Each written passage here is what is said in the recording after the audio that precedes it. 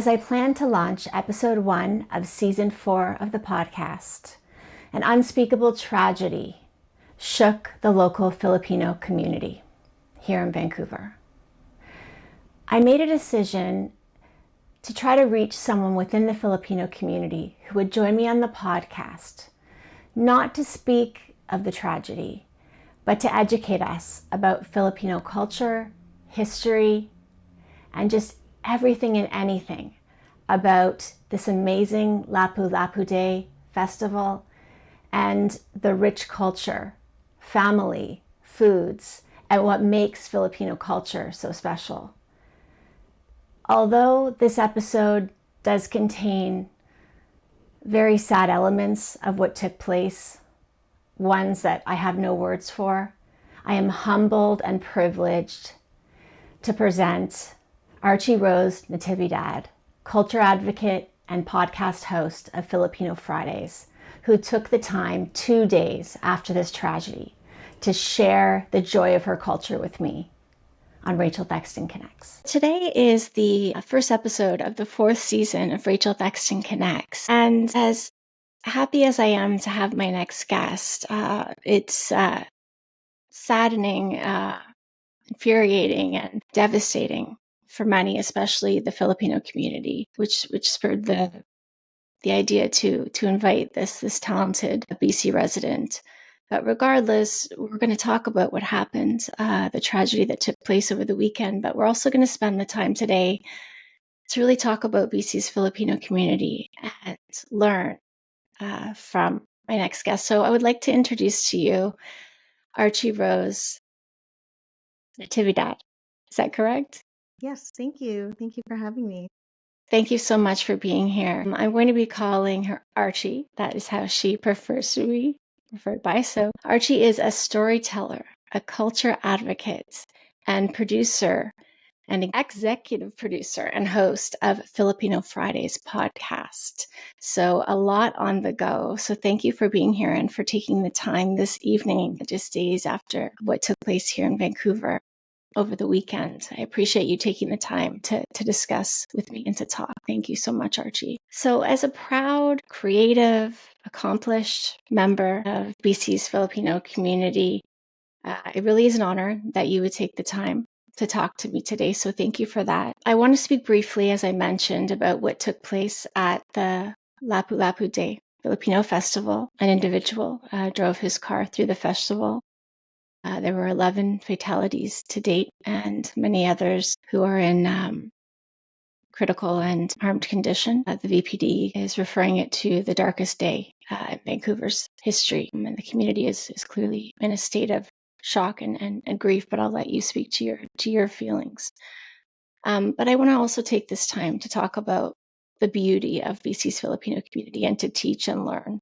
I need to learn a lot about the Filipino community. So you're the teacher and I'm the listener, and the listeners are the learners.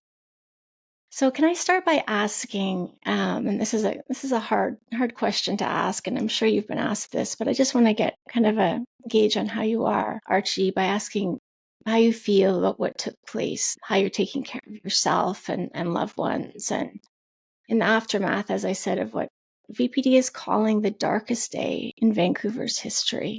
How are you? Thank you for asking. I definitely feel very bruised. The past few days have been very, very tough. I don't think I had experienced such an insurmountable grief since I had lost my grandma, who was such a major part of my life. And I recall, the Sunday immediately before I could even think, my body felt it. My body was grieving. It was just so heavy. And I instantly recognized from experiencing grief before that this is what was happening. Right. Barely having the energy to get up. I could barely even really taste anything, or it just felt like everything was so heavy. And I will say I'm so grateful. The only other reason I was able to really wake up because, a friend had called to check in, hey, how are you? It had been kind of everybody was really in crisis mode kind of the night before, as it was happening. I personally had found out from friends even before, it hit the news. And because they started just, calling, texting, hey, are you here? Are you okay? I had a friend called me, crying. He was so worried that I was still there. But I had left earlier with my parents because since my mom's leg was injured, we couldn't really stay too long at the festival. And it was so powerful and also so devastating that everybody is searching for each other at that time, calling, texting, asking each other, have you seen this person? And at the same time, I also hear of other community members, jumping immediately into action, into helping each other, whether it's, staying with people they don't even know, but know that they need to be there for them, trying to find support for those who are already like first responders, or even dropping off like coffee or meals for the nurses in the hospital. And this is before, everything started making the news. Like our community went into action. They immediately helped each other and try their best to, pick up the pieces as they were working through the aftermath of the carnage. So how I tried to approach this was definitely very gently, slowly, Right. um, gauging how my body was feeling and checking in with friends. And the first thing I would ask is, how are you doing? How are you feeling? Don't don't worry too much. And then I would speak with others where they're feeling confused, they're so angry, they're broken, and it's it's overwhelming, that a day that was meant for joy and celebration was completely tarnished, and now in history is remembered, with this horrible, horrible incident. Yeah, even up until now, I think many of us are trying, to move through it. I think as a community that's faced a lot of hardship and we're known for our resilience, unfortunately, there's also members of our community who are numb and they're not sure kind of what to do. They kind of push through it.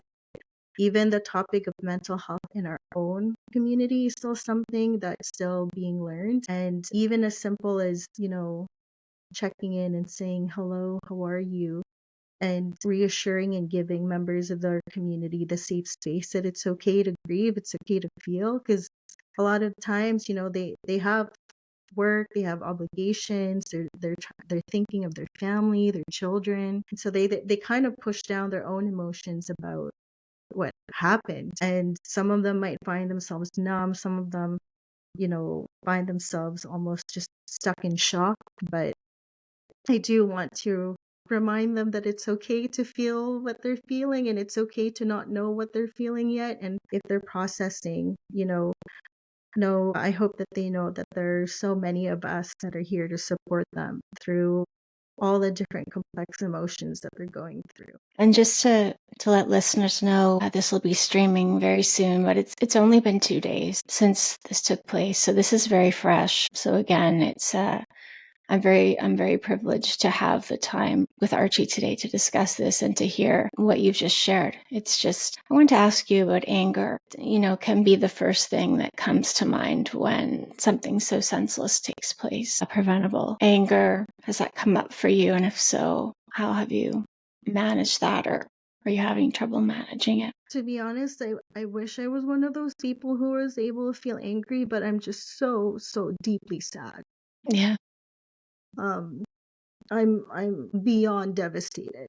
I understand other friends and family that are furious, angry that this could happen, to our community. They take it so personally because we are very interconnected. It's like, who would do this on a day of joy? Why would they do this? How can they? And it's not even just our community. I think just the larger community would start.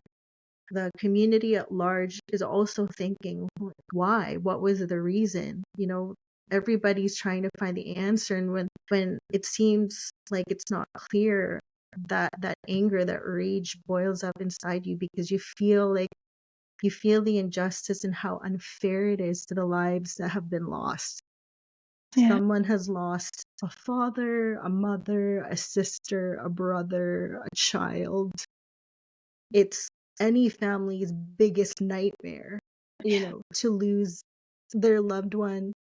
And you can't help but feel that rage. Like, why were they taken from me? How can they do this to us? And I understand and I empathize with them. For me personally, and I'm sorry, I know I'm visibly Of emotional course. now. Yeah, I'm just so, so sad it happened. Yeah.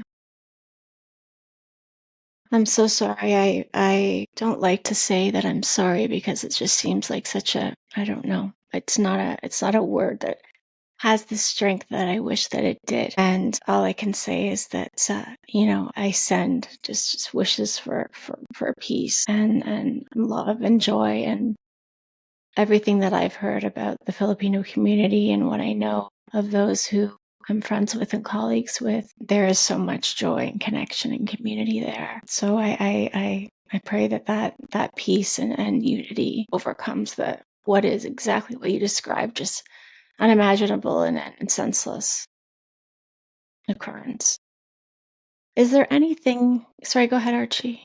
Yeah, and I wanted to share, the emotions that we're all feeling in the Filipino community. It can't be helped because of a core tenet that we have in our pre-colonial, psychology, which is the core tenet of kapwa, which means shared self, Mm, or seeing yourself in others. See, even if someone wasn't there, we feel affected by it, because for us, it feels like it was our aunt, it was our uncle, it was our sister or brother. That is part of our core tenet in our culture that binds and connects us, and that shared interconnectedness. So, in the same breath that we are in pain, is also in the same breath that we are in comfort with each other. And it's a blessing to find strength in that unity in our community.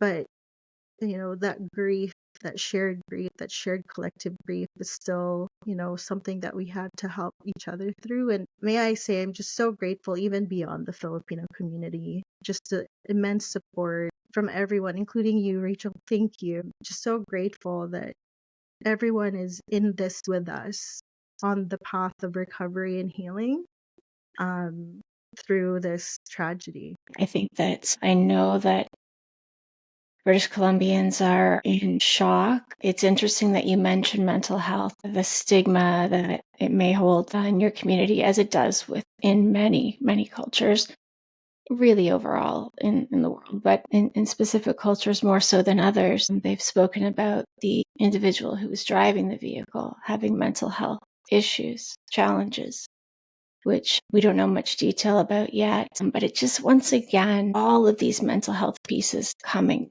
to the forefront. I don't know if you know this or not, but I started this podcast based on uh, my advocacy work and my feelings about mental health and substance use challenges and the stigmas and the stereotypes. This just is, this is layered throughout all of this. And so it's definitely something that will be evolving in the days to come, I suppose, news on that. I wanted to ask you, Archie, if you feel that there's anything that the community as a whole in Greater Vancouver can be doing to support the Filipino community at this time as you're grieving and processing and kind of, working to move forward. Just being there to support, even through the vigils. It's been so incredible and so moving seeing, everybody else beyond the Filipino community showing up for us. Even just saying, hey, how are you doing, can be a simple start to showing that you care. Because I will say, often, so many of us still mask how we're feeling. But, the moment somebody truly asks, how are you? They can't help but express, how they're feeling. And and connect. So even just showing up to support, if you can, please donate blood. Now with the number with the dire need more than ever for Yeah. support for blood donation still to come as that grows, with the victims either recovering or more and more coming out of surgery. Um, there's GoFundMe's that have been set up already. Please make sure that they're verified. It just saddens me that even people who aren't Filipino lost their lives and sharing and experiencing joy with us, and then now we're having to also ask for help and how to support them. So, in whatever way you would like to honor members of our community is greatly appreciated. Whether it is somebody you know, or even a smile, or just reaching out, there's so many different ways to support. From the bottom of my heart, thank you for showing us this humanity and love and support during this very difficult time. Of course, I was desperate. I posted to LinkedIn. I don't know if you saw the post and had some recommendations, you being one of them. And I was so hoping that I could find someone such as yourself, a leader in the community, to speak with me. And I just feel so honored that you would take the time. And it's just, yes, I plan to do everything I can, but that's a great suggestion. Blood donation. And supporting in any way with the GoFundMe's that are verified to support families who are in need of help at this time. Can you tell me, Archie, about the Lapu Lapu Day Filipino Festival? What takes place? What do people experience at this cultural celebration? What is this? Tell me about the joy and the love, what this festival is. Yes, definitely. I first wanted to start with the very root word of that festival, which is Lapu Lapu. Yes. He is a chieftain who is our hero, our historical hero, who fought in the Battle of Mactan against the Portuguese explorer Ferdinand Magellan. And he is a symbol of resistance through our time of colonization back in history. And so we take great pride in having this symbolic hero, fight for our people and fight for the Indigenous people. So I first wanted to share, the very core of that festival. And the reason why they do it on April 27 is because that's when the battle had occurred. So Lapu Lapu Festival is a cultural celebration. It combines all the things that we are known for. Music, sharing our culture through food, entertainment, games. We're big basketball fans. There's there's a basketball corner or a tournament. We celebrate. There's lots of Filipinos that are known to be in the arts, right? So there's lots of dance performances, musical artists, those who create art exhibitions. Many of us also dress up in our traditional clothing, and it just makes you feel so proud to also, show up like fully as you are. There's also vendors who are not only sharing delicious Filipino food, but also sharing, Filipino products, apparel that make them feel proud to be Filipino. This day, it's a celebration. There's a parade, there's exhibits and workshops. It is really just such a big celebration, a symbol of joy, just a moment where we can be so proud and loud about who we are.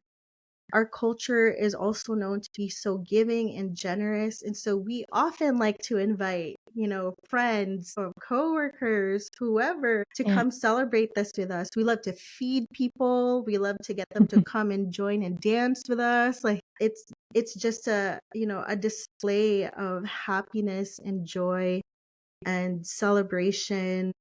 Even talking about it, it fills my heart, with light. Like despite being sad, like when I think about it, this is just such a momentous occasion where I could be Filipino and express Filipino with all my heart. And this is also such a like major event for families to teach culture to their kids, right? That's why they bring their kids to events like these. Sure, before, which were hard to come by, but now they're starting to be more and more recognized, and it's starting to get to a larger level where the general public is able to join us in these celebrations. So, yeah, just an incredible experience for us to share our culture and also to celebrate with others.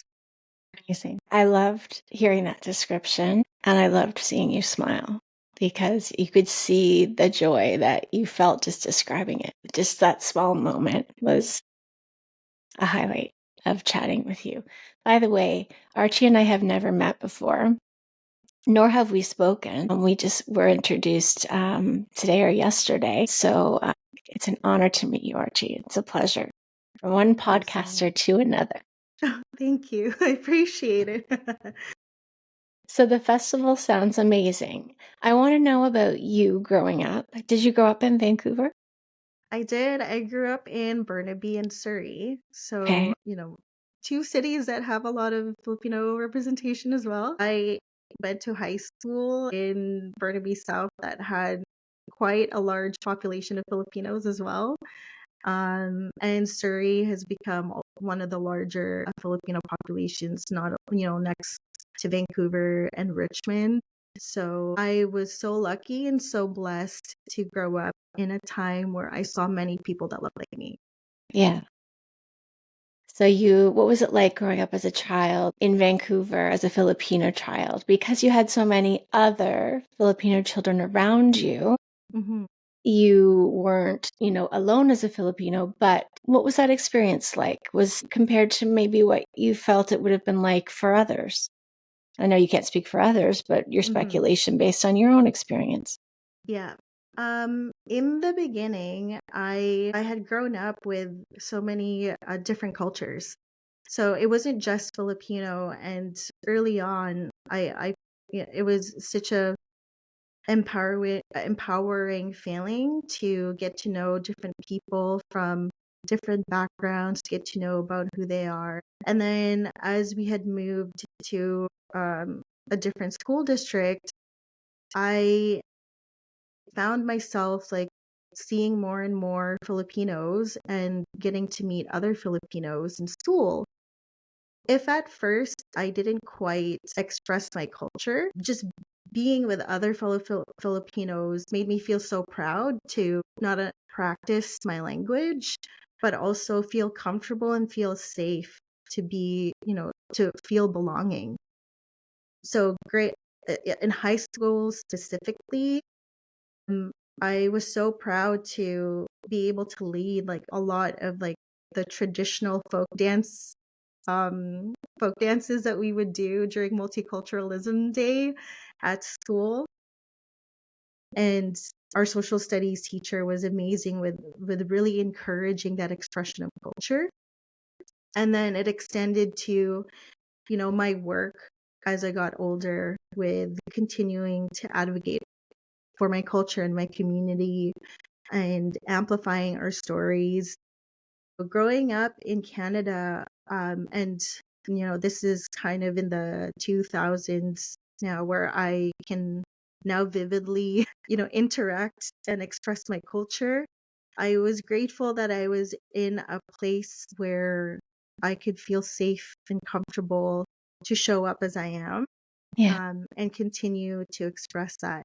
That also has informed me that the younger generation now are also looking for guidance, for teachers with getting to connect with their Filipino identity when maybe when they were growing up they didn't quite like express that or get to know it closer or intimately, and as they're getting older they're getting to explore that more closely and discover different parts of the culture that they could really learn about and discover as part of themselves. Interesting. Some similarities, it sounds like, between the Filipino culture and the Indigenous culture. Hmm. I'm privileged to work with a couple of wonderful Indigenous clients and colleagues, and they've described kind of that same experience of not really knowing or experiencing the culture of their nation until later in life, sometimes until adulthood. Did you experience your culture as a child, or was it later in life that it sounded like you had more of that in your childhood as well? Yeah, I was fortunate in that way, but I could understand for others who didn't get to know that until they were older. I think I was, privileged with my grandma really fostering that in me, like when I was growing up in the Philippines. So just to give you a little bit tidbit, I was born in Montreal. I'd moved to Vancouver, moved to the Philippines, and came back. Oh, how long were you living there? I was there for about 4 to 5 years. So my Okay. formative years were in the Philippines. And that's when I had like the first, like a first-hand exposure to like my culture there in the Philippines. And when I was there, I would participate in like pageants. Unfortunately, that's a thing in our culture. Amazing. I would I'll have to get a participate. photo of that. Sure, I'll send that over. I participated in pageants, in debates, in speeches about culture, writing poetry about culture, and that's because my grandma really nurtured that. So by the time I moved back to Canada, it was such a huge adjustment to be in a completely different world. So for the first, several years as I was settling in, I'll admit, like I did feel like I lost my identity. It's only as I entered high school that I started discovering that again.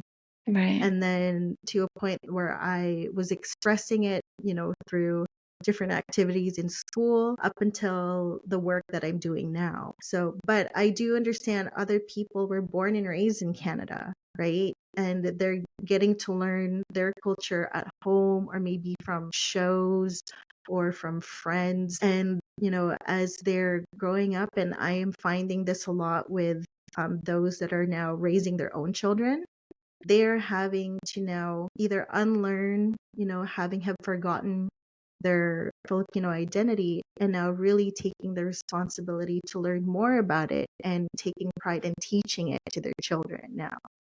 It fills me with pride seeing how many Filipinos who are young parents that are healing their inner child with teaching their children about, Filipino stories, and now seeing, Filipino children's books where they could show their children like, hey, this character looks like you, or even teaching them language. I always caution the people not to feel weird or awkward about also having to learn the language and having to teach it to their children at the same time. They are honoring themselves and their ancestors, but by at least taking the first step, right? So it's That's such a very cool. beautiful thing to see. Yeah.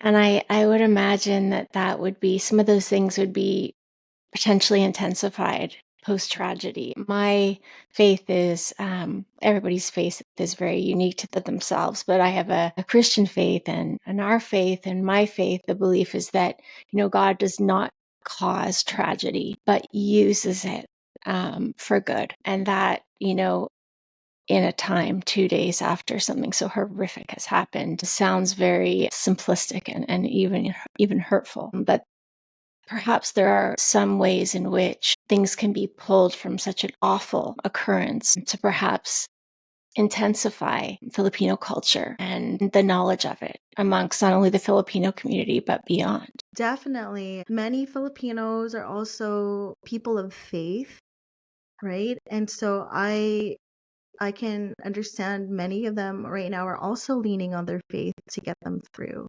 Yeah. There are other Filipinos that are very spiritual, where they are, burning candles at the altar, creating altars of memoriam for our loved ones that are now going into the spirit world. Yeah. There are others that are connecting just, you know, in the space where they just see other people as a human and knowing that they need to show up for that person. And in many different ways, this tragedy not only will strengthen, who we are as people, as Filipinos, but I think even more so in our conviction with what it means to own our identity. Yeah. Um, yeah, the takeaway from a tragedy like this is where we can step into ourselves and be able to share our stories and feel powerful overcoming this tragedy, knowing that we are still people of love, we are still people who of care and community that still will continue to support not only each other but the larger community at large. Did you always know that you wanted to work in communications and advocacy, Archie? I know you're executive producer and host of a podcast. You're an advocate. Is that something that you always were kind of passionate about, or was that something that you changed plans along the way? It's definitely a very core part of my identity. I will say that confidently. Yeah. I was a very talkative kid when I was a child, and can't get me shut up. And I had loved, just like many other Filipinos who also love to sing and perform. That was also nurtured by my grandmother. I entered, public speaking competitions. I always knew that I was an instrument to speak and to have the honor to share my culture, to have the honor to express who I am. It just became such a natural action for me to step into. I also, and I connect with you in this way, Rachel, I live to connect and learn about other people's stories. I feel like learning about each of our different stories enriches each other.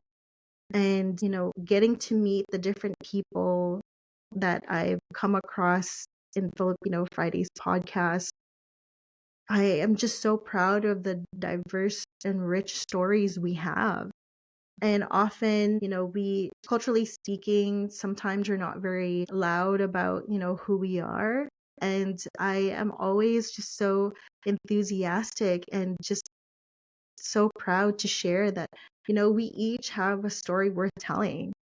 And that's why for me, I make it my mission almost to really amplify our voices, to not play small, because I do understand at one point when people have moved here and they assimilate and they try to blend in, they take the step back, right, to try to get to know how to navigate this fabric, the social fabric in Canada, and getting to understand kind of where their place is. But I highly, highly encourage them to step into themselves and be proud to share their story, because it just inspires and enriches people all around them. So I love getting to know people, really meet and see them where they are and learning from them. And it's such a powerful human connection when we get to learn each other's story.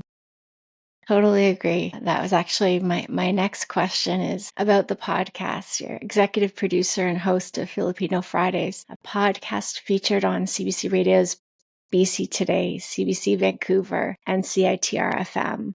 The podcast is described as one that tackles sensitive issues in Filipino culture, seeks to bridge the gap between cultural identity and the younger Filipino generation, creating spaces for dialogue, reflection, and connection.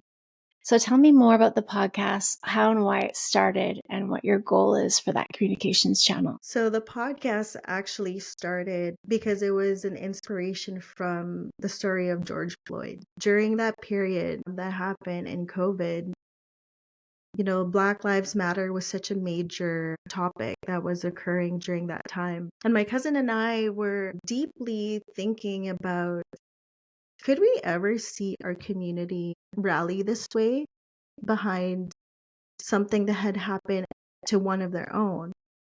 And then we were like, no, that couldn't happen. Well, why not? And then we started critically thinking about the different issues that had kept us divided, that had kept us from being united. And that's because through the effects of colonization, through the effects of family separation, through the labor migration dynamics, that many of us have become set apart, and that we had also developed different mindsets that had kept us from being close to our core tenets of understanding each other. So it was so interesting that through the inspiration from the Black community, that actually had birth us wanting to tackle these sensitive issues in our community that weren't really being visibly talked about. So, we talked about colorism. We talked about toxic Filipino traits. That means, the crab mentality. And if I could describe that, it's, when a crab is trying to get out of the bucket, one is always trying to pull that down. These are all effects of colonization, right? From the intergenerational trauma our people had felt and the developed mindsets that they had that caused us to be divided. So that by looking at it from a critical lens, we're able to invite other people to talk about how to navigate that and how to understand and heal that intergenerational trauma so that we can move towards the path of finding ourselves back to our identity. We all have different complex experiences with what identity means to us, with what Filipino identity means to the diaspora, especially for the younger generation who may have grown up, in Canada and haven't had come to understanding like what their culture means to them and what their Filipino identity means to them. And so this platform, the podcast, has really given us this gift to explore that identity safely, to have dialogues with leaders in our community, and also be inspired by those who create spaces for us to be able to talk about them. That's amazing. I was looking over your Instagram today, and one of the posts that you had, if it was with a co-host or a friend, and you were describing a physical trait that Filipino people tend to judge. I think it was maybe the nose or something Yeah, along those the lines. Filipino knows. Yeah, and I was just as I was looking at this, because I didn't have a lot of time to prepare for the episode. So I was kind of looking through and reading and looking, and I thought, oh, I wish I could had more time to look through all of this, but so many things I was learning just about cultural components that I was completely oblivious to. Yeah, in our culture, there's this unrealistic beauty standard of, having like the Spanish type of nose, which is, narrow. But our indigenous noses aren't shaped like that. And so you'd hear like these comments, right? And then people would be like, she's not pretty because she has that kind of nose. And I'm trying to encourage everybody. It's like, no, like this is who I'm supposed to look like. This is what my ancestors look like. And again, it's part of, during the colonial period, the Spanish had come to be integrated within our society. And so then the standard of having lighter skin and a narrow nose had become the beauty standard because that's what our colonizers look like. Right, Whereas the Filipinos were the laborers and they were the ones with shorter noses and they were dark skinned because they worked in the fields. And so there's, then you start throwing in, social classes, right? right. Then it becomes a standard in the Filipino culture that really is unrealistic because it's not in their DNA to look like that, right? Yeah, So we talk about it openly where it's like you should be proud of the color that you are. This is the reason why you have melanin in your skin. It's because it's protection from the sun. We are island people. We love, our tropical weather. Like we thrive in the Philippines. And so I encourage the younger generation to be proud of, being brown and being proud of who they are and what they were born as, right? Yeah. So yeah, that's like one of the things that we had talked about, right? These unrealistic beauty standards. It also doesn't help back in the day, the Filipino media, with the TV shows and movies. Yeah. They're always casting, these unrealistic looking people that we're supposed to look like. Come on. My Yeah. husband is from Dominican Republic, and when we visit and Mm, watch TV there, everyone on TV commercials is white-skinned, and mm, I'm so confused looking around because there are very few white-skinned people who live in Dominican Republic, but this is, a very common thing, and yeah, it's yeah. it just it's anyway, it's I thought we were past that, but I thought we were past a lot of things. You explained this intergenerational trauma and colonialization well, and thank you for that. But one detail I wanted to ask you about was the family separation dynamics resulting from the labor migration system. Can you talk a little bit about this? So, without getting too deep in the weeds, I want to say, was it maybe around the 60s or 70s? Between the 70s to 90s, many Filipinos had immigrated to Canada through the live-in care giver program. So, and that still extends to today. And how that impacts Filipino families is often mothers are the ones who make the sacrifice to move to Canada, the United States, different parts of the world in order to create a better life for their children. There is, and it doesn't help, unfortunately, that Philippines has an export policy, and their largest exports are their people, right? And through that program, you see a lot of children who are separated from their mothers for many, many years, that when they finally join them in Canada, it's like you're joining a stranger. Right. So, but for many of these mothers who make the sacrifice in order to create a better life for their children, the human cost, the toll of it is so high because the relationships have broken down. Right. I will say for myself, how I had grown up, in the Philippines for several years, and I had come back to Canada. I had grown separate from my mom, actually. My parents were still learning how to settle. And then when I went to the Philippines, I was raised by my grandmother. Um, and when I came back, that was part of that awkward transition because during my very formative years, I was separated from my mom. And then over time, my mom had also worked 2 to 3 jobs. So for me, I had also built this resentment, but it's because they were just my mom, she was just trying to give us a good life. Right. She was really trying to set us up to be able to not only survive, but to be able to settle well and to thrive here in Canada.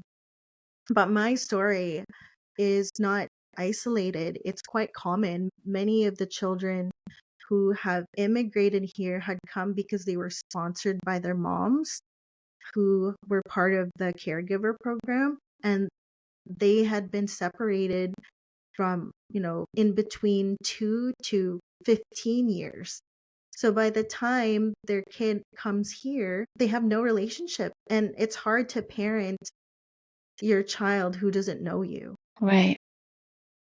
And if I could recommend, and I would love to share this with the audience, there are 2 short films that cover these topics very, very well. One is called Kalinga by Kent Dungeness, and you can actually find it on Crave Canada. So in a 30-minute film, it gives you a snapshot of the major severe effects of children being separated from their mothers through this labor export policy from the Philippines and the partnership with Canada. How do you Kalinga is Kalinga. Thank you. And the other film, which was actually screened during Lapu Lapu Day Festival at the John Oliver Secondary School Stadium, is called Inay by Thea Liu. Inay is spelled Inay, and Inay stands for mother. And this perspective now covers the children exploring that conversation back with their parents, exploring the children's experience with them leaving, with them feeling abandoned, them coming to terms with the pain of separation. So if I could share it, that I think is also able to, I forget where you're able to screen it, but I highly recommend if you can reach out to her. She would be incredible to talk to. Thea Liu, the filmmaker of Inay, that's also making its way around the circuit right now. It was screened at Cinematheque a couple of months ago, but I highly recommend to check out her film. Kent's film, though, is easily accessible if you have Crave Canada. Wow, what a topic. That is so, I know it happens amongst other cultures as well. Obviously, from what you've told me, very prevalent here in Canada. And it's kind of that option. Do you lose your child, being with your child for their Yeah, entire childhood to set yeah. them for success in later life? That is a very hard choice to make. And I understand the resentment on the child's part, but also Mhm. the sacrifice on the mother's part. That's yeah, I'm gonna screen those films. Mhm. Thank you for sharing that, Archie. You mentioned in your bio something that I thought was really interesting. You said that there's a layered reality of oppression and privilege of living in Canada as a Filipino person. I'd love to know what you mean by this. I'm going to start with the exploitation of our temporary foreign workers. Mm-hmm.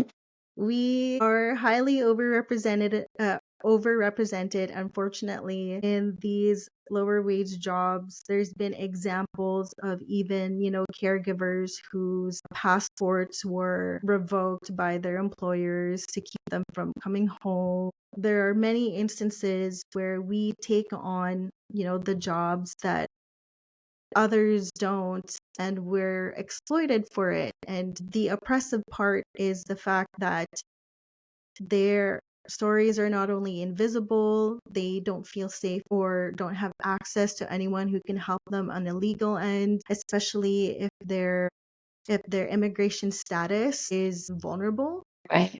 It's a scary time right now for immigration, and these members of our community are only here really just to support their family in the Philippines.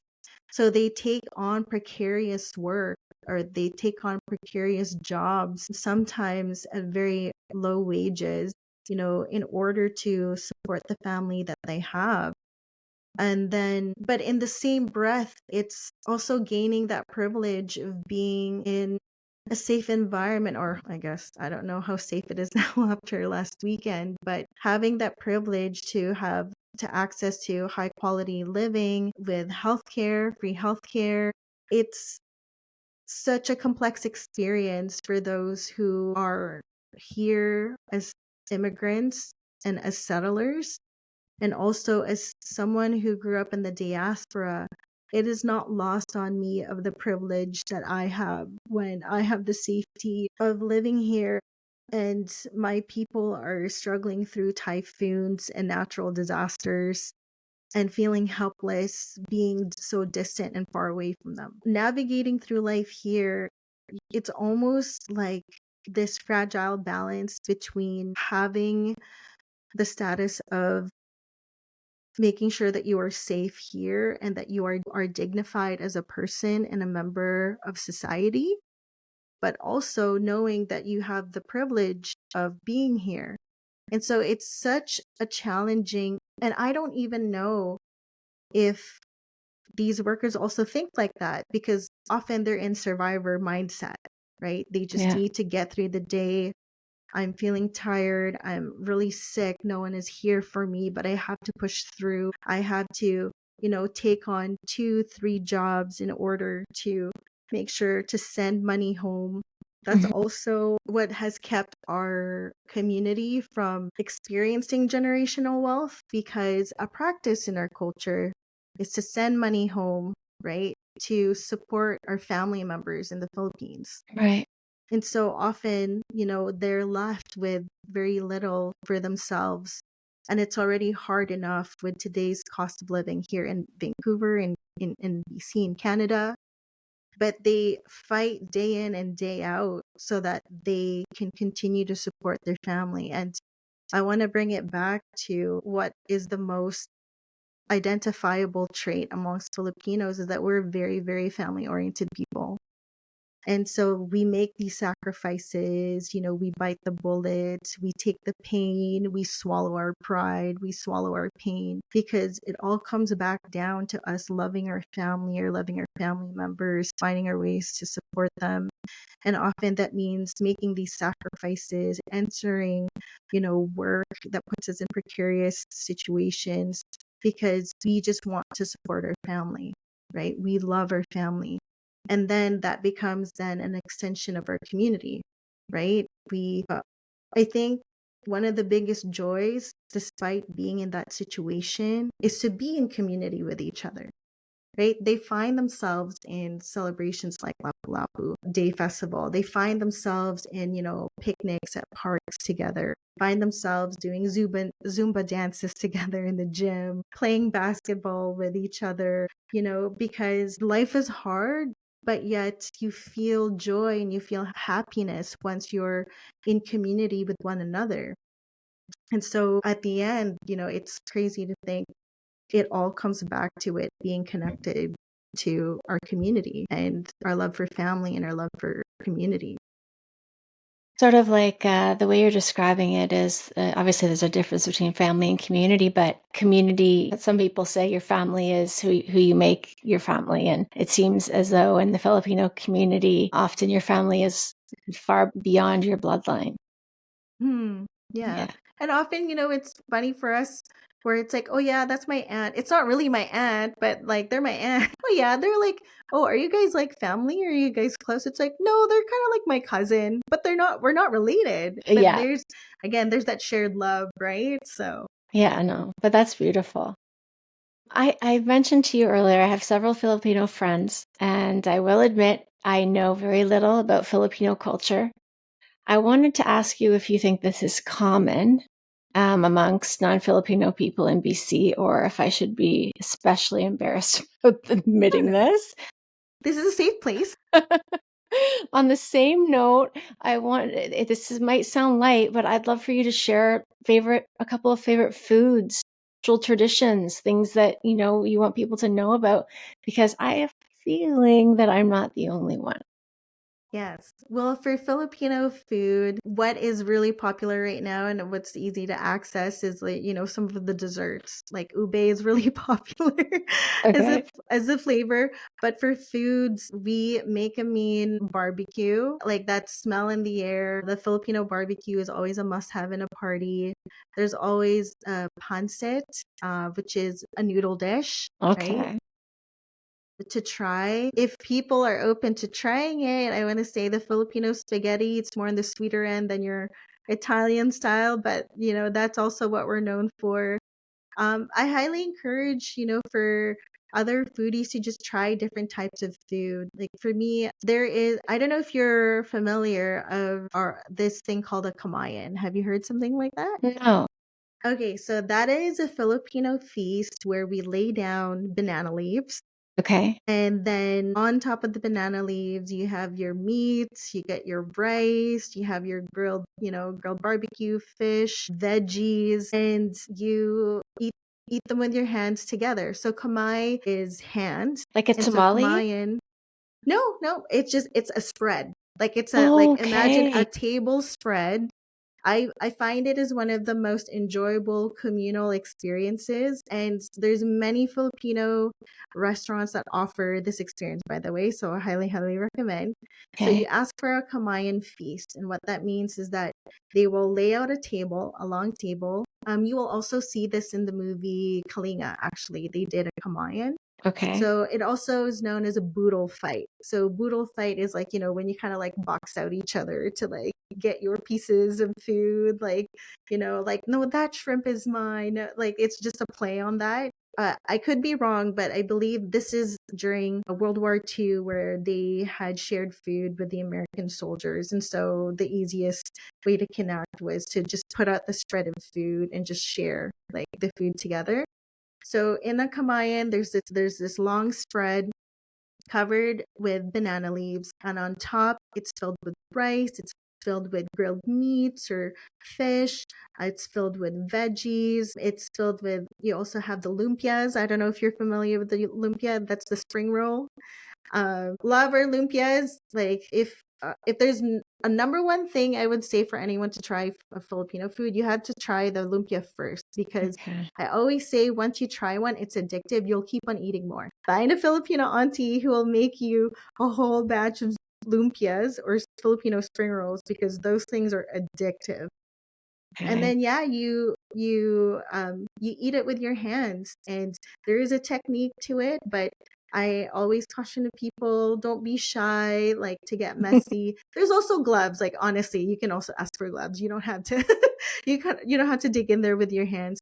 But again, it comes back to the feeling of sharing this communal experience together, right? Just dining together. There is never a Filipino meal where it's not meant for large numbers of people. Like, it's always intended with feeding many, feeding lots. And that's why we're known to share our food. We're known to invite everybody to the Filipino party, throw in some karaoke in there. So, it just becomes a whole fiesta. But Amazing.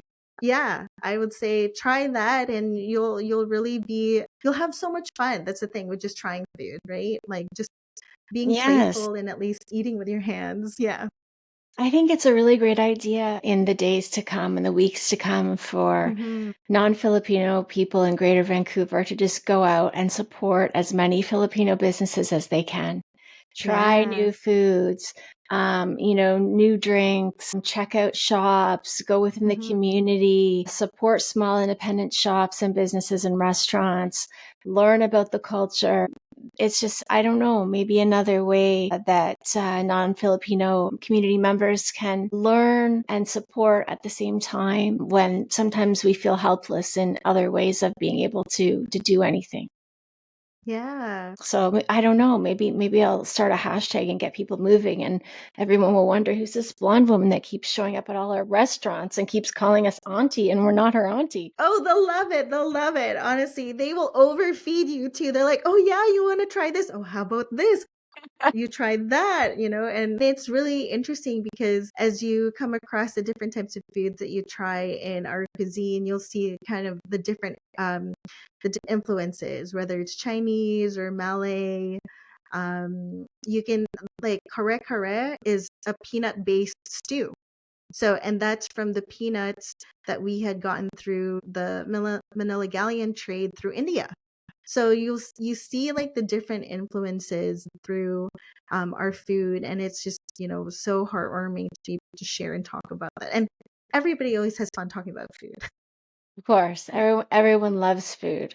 Everyone Yeah. loves food. And I have a feeling Filipino food is something that people need to explore more. Hmm. I don't know if you know much about this, Archie. I read this in the media tonight that Filipino BC announced it's exploring the feasibility of bringing a Filipino community center to Vancouver.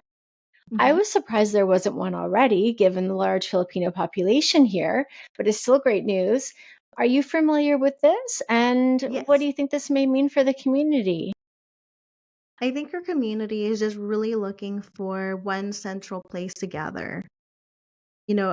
As much as throughout the years, we've set up our own kind of mini communities, either at community centers or churches or parks. Everybody is just looking for a one central place to be able to share and express their culture, for a safe place for them to be able to not only teach the next generation, but also, to finally have a place here in not only BC or Vancouver, of which we have served for many, many years. Filipinos could be found in different industries and sectors. And I feel like it's about time that we have a place for ourselves after putting others before us and serving the general public. And so it's a yearning for the longest time. I think this has been going on even since the 90s. Like that's how long, this yearning has been going on for a place for us to gather, because this place becomes a safe place for multi generations to gather together, to learn from each other, to know about our history, to know about our culture. But it's also a place for us to share it with others. We are a people and a culture that's known to be very generous, and we're definitely not shy about, introducing our culture to everyone. That Lapu Lapu Day Festival, that celebration is a testament to that. And so to finally have a place that we can call our own, that we could really express who we are, that we could finally say that like we are here after giving ourselves to the larger community. I think that's really where we are looking for our own unified place where we could finally be who we are and share it with everyone else. That's a great way to describe it. I have a feeling it will be coming sooner rather than later. And I can't wait for that. I look forward to the day that it opens. Archie, I ask this question at the end of the episode. Any nonprofit or two that you'd like to highlight today that's close to your heart that you'd like listeners to know about? The nonprofits I'd like for the listeners to learn about more are Mabuhay House in Filipino BC, who are taking the lead in that mission to have that community centered put together.